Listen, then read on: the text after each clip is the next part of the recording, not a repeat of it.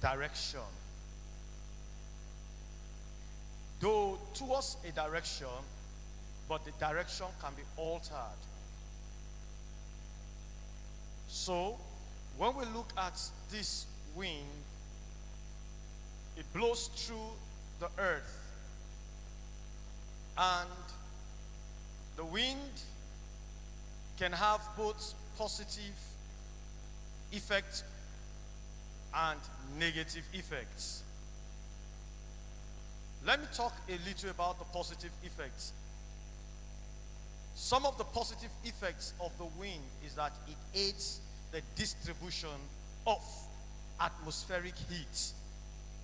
The equatorial region receives more heat than the polar region. So it is the movement of wind that transports the hot wind from the equator or the equatorial region through to the polar region.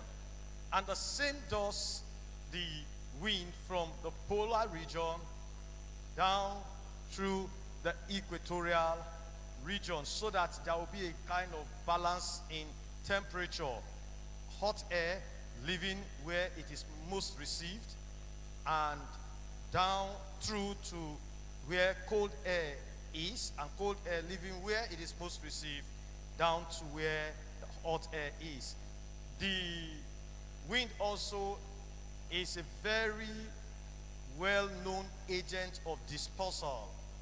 It is needful for the carrying of seed, flying insects, and even birds population from one direction to the other. It also helps in pollination. Okay, let's also look at the wind as providing psychological comfort to plants and animals. It also initiates tidal movement that is useful for the generation of electric power.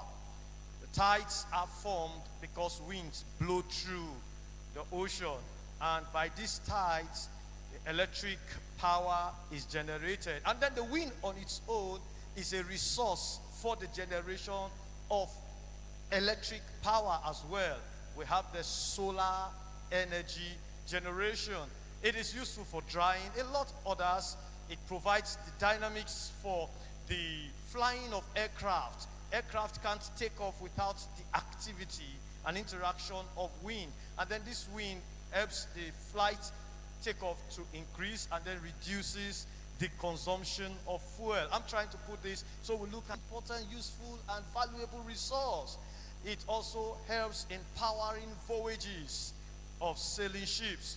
Can also shape forms.